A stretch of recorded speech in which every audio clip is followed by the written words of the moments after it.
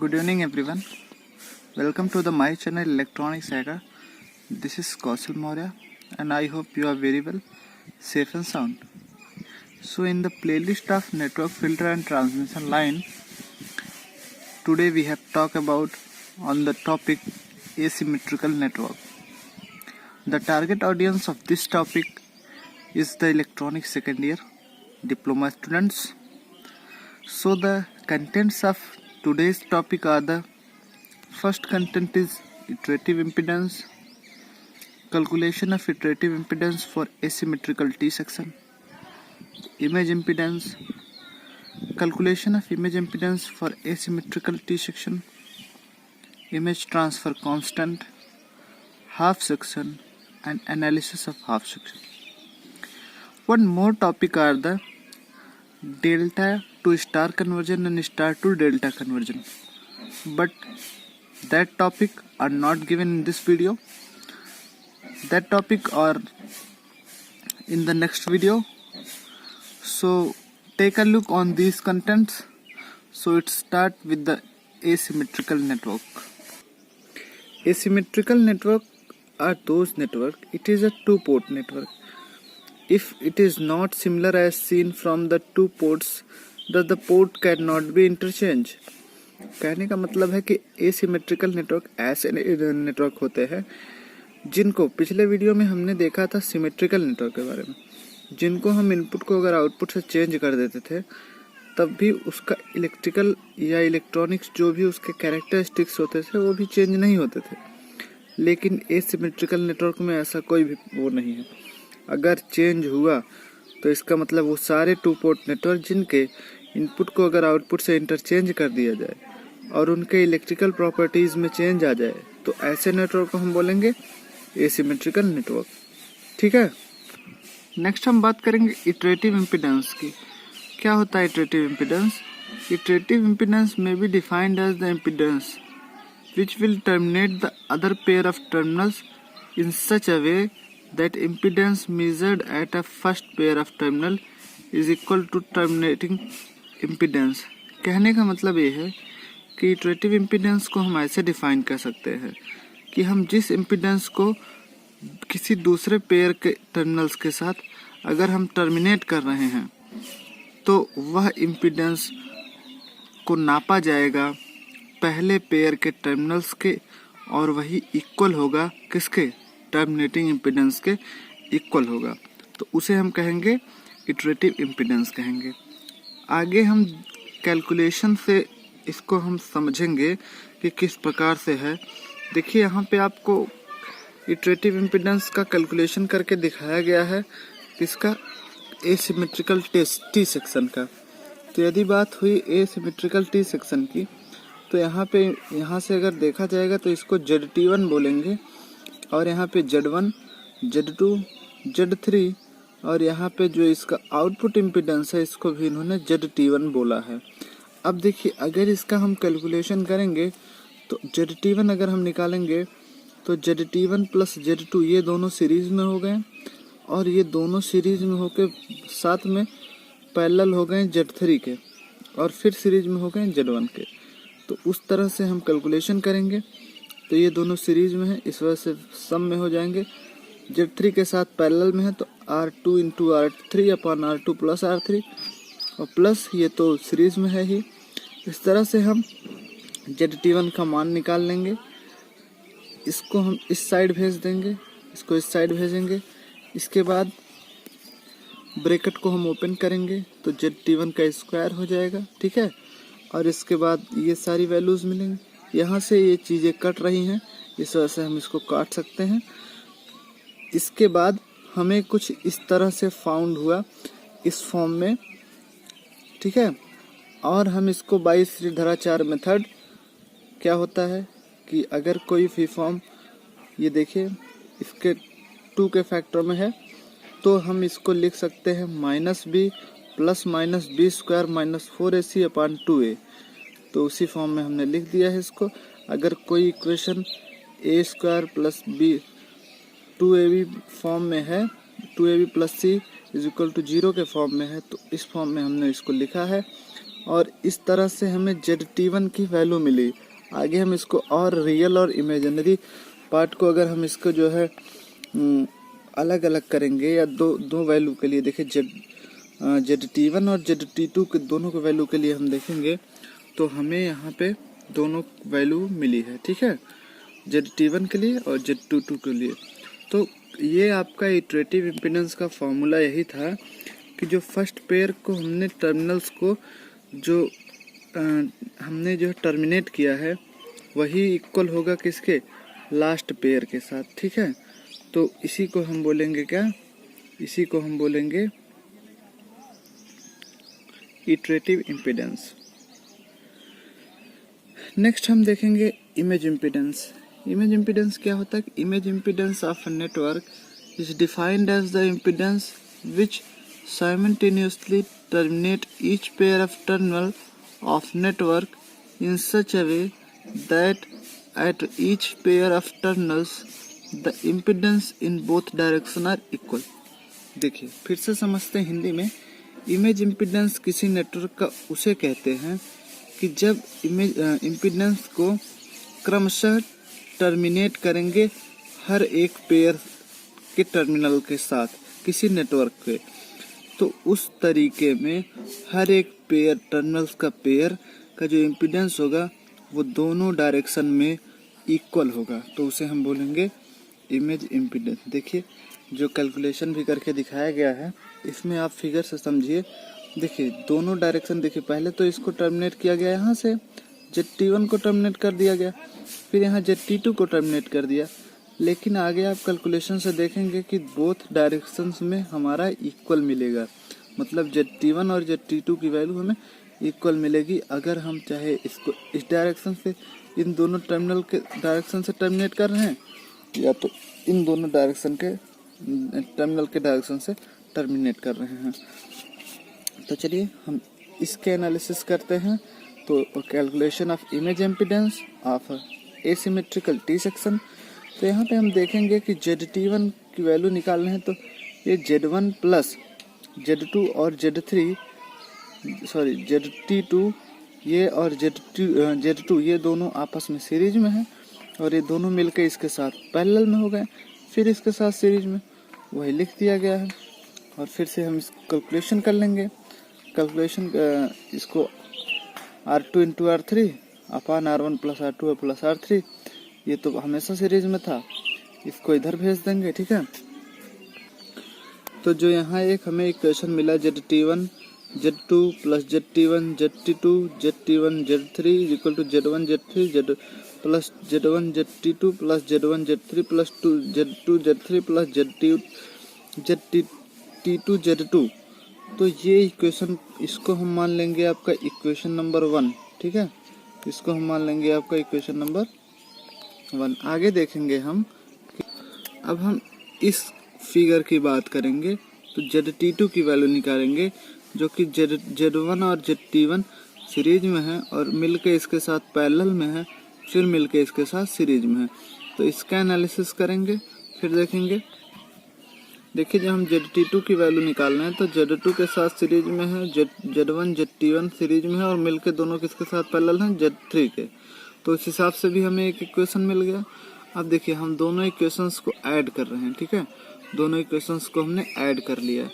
Add करने का left hand side वाले से लेफ्ट हैंड साइड को, राइट हैंड साइड वाले से राइट हैंड साइड से, जो पहला इक्वेशन हमें मिला था जब हम पहले फिगर को जो हम ब्रीफ कर रहे थे, हमने वहां से ऐड किया और ऐड करने के बाद हमें वैल्यू मिली क्या, ZT2 ZT1 is equal to Z1 Z2 plus Z2 Z3 plus Z3 Z1।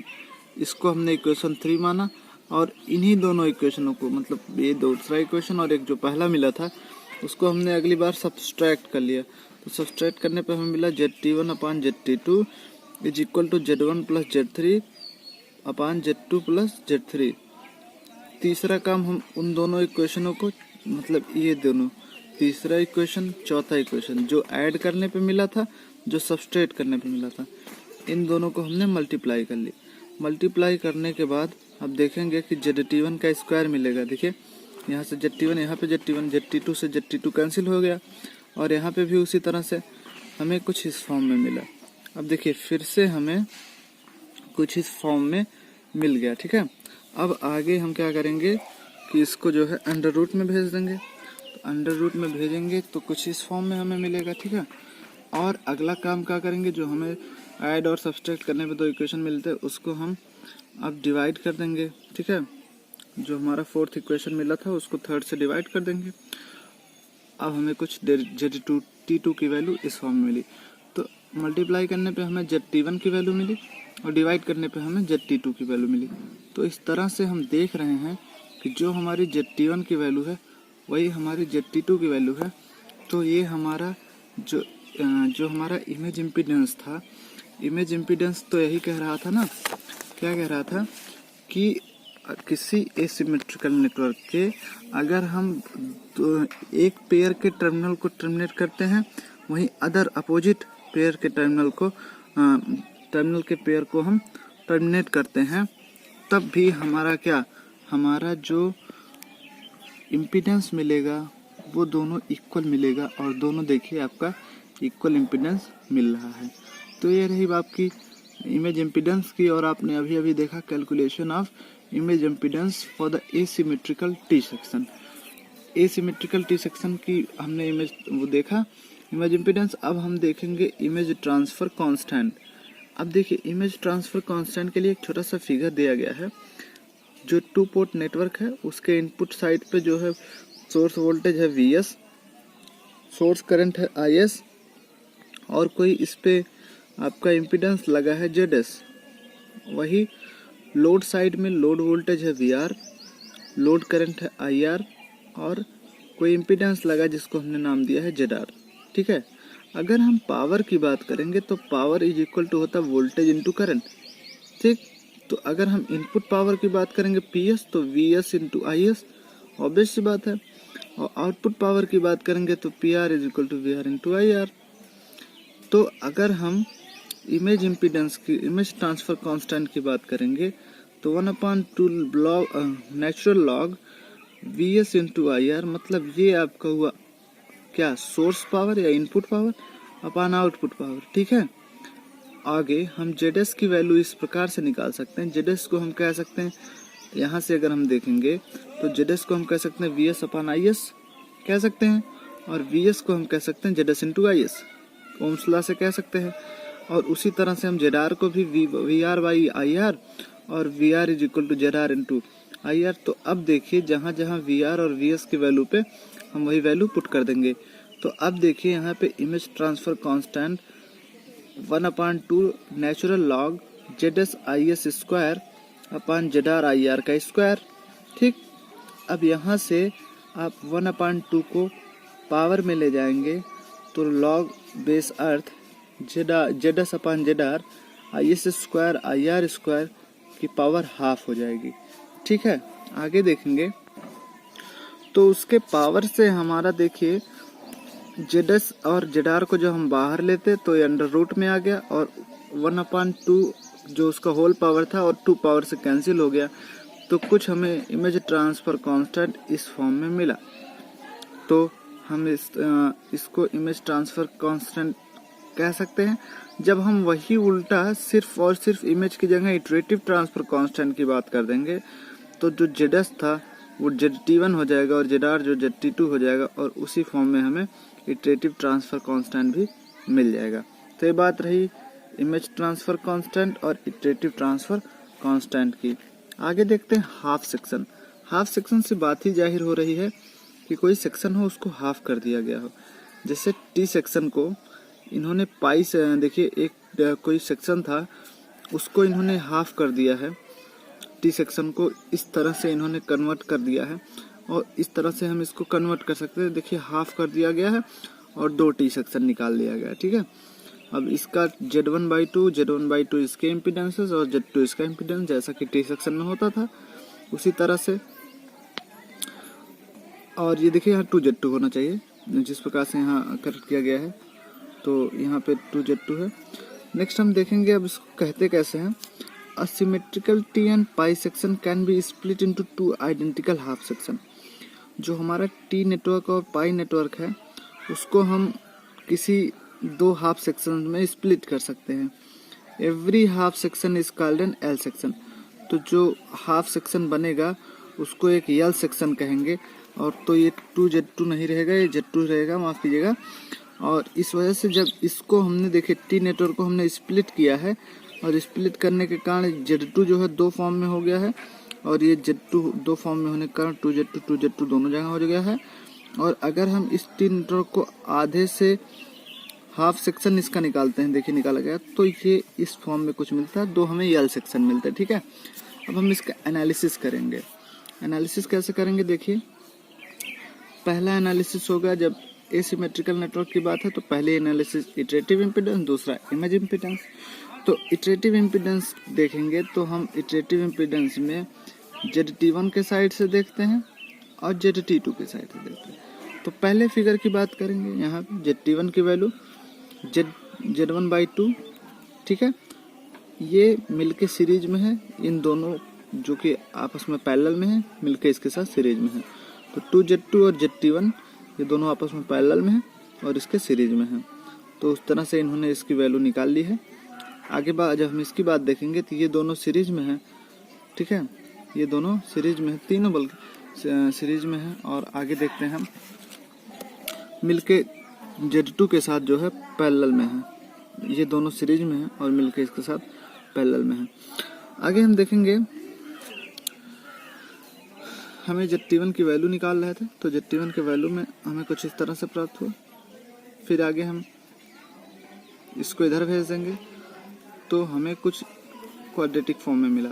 तो सिद्धाचार मेथड लगाएंगे, x = -b + -√b² - 4ac/2a। उस फॉर्म में हमें ZT1 की वैल्यू मिल गई। ठीक है, तो ये रही बात इटरेटिव इम्पीडेंस के ZT1 साइड। अगर हम ZT2 की वैल्यू निकालते हैं दूसरे फिगर से, इस फिगर से, ये दोनों आपस में सीरीज में है, मिलके इसके साथ पैरेलल में है। तो ZT2 की वैल्यू निकालें हमने दोनों सीरीज में और साथ में 2Z2 के पैरेलल में, तो हमें कुछ इस तरह से वैल्यू मिली। बाय कैलकुलेशन हम देख लेंगे, इसको इधर भेजेंगे। ठीक है, तो कुछ इस तरह से हमें वैल्यू मिल रही है। फिर यहाँ पे भी सिद्धाचार मेथड अप्लाई किया गया और ZT2 की वैल्यू निकाल दी गई। तो कुछ इस तरह से हमारी ZT2 की वैल्यू मिली। अब आप देखेंगे ये रहा आपका ZT2 की वैल्यू, ठीक है, और ये रही आपकी ZT1 की वैल्यू। तो सिर्फ और सिर्फ सिंबल का चेंज है। यहाँ देखिए जो -Z1 था और -b जब किया गया तो माइनस माइनस प्लस हो गया, +Z1। जबकि इसके उल्टे जब हम ZT2 की वैल्यू निकालते हैं तो यहाँ पे प्लस में था, इस वजह से माइनस में हो गया। ठीक है, -Z1। तो ये रही बात आपकी इटरेटिव इम्पीडेंस की। आगे देखेंगे हम इमेज इम्पीडेंस। तो इमेज इम्पीडेंस में भी वही काम है, दोनों तरफ से टर्मिनेट किया गया है। फिगर 1 के लिए हम देखेंगे कि Z1/2 सीरीज में है और ये दोनों आपस में पैरेलल में है। उस तरह से इसको सॉल्व किया गया है। ठीक है, और एक इक्वेशन हमें यहाँ मिला, ये इक्वेशन। ठीक है, फिर हम सेकंड फिगर के लिए बात करेंगे।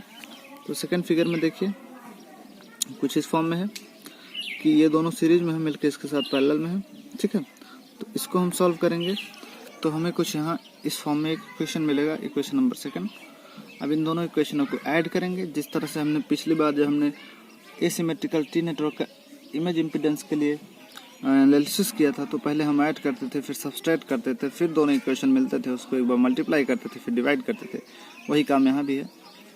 दो इक्वेशन मिल गए हमारे पहले दूसरे, उनको ऐड करेंगे, ऐड करने पे तीसरा इक्वेशन मिला, फिर सब्ट्रैक्ट करेंगे, चौथा इक्वेशन मिला। अब उन दोनों इक्वेशनों को एक बार मल्टीप्लाई करेंगे तो कुछ ZT1 हमें मिल जाएगा और फिर हम डिवाइड करेंगे तो ZT2 मिल जाएगा। तो ये ZT1 की वैल्यू जो हमें यहाँ मिली है वो मिली है √Z1² 4 + Z1 Z2। ठीक है, ये हमें मिला है ZT1।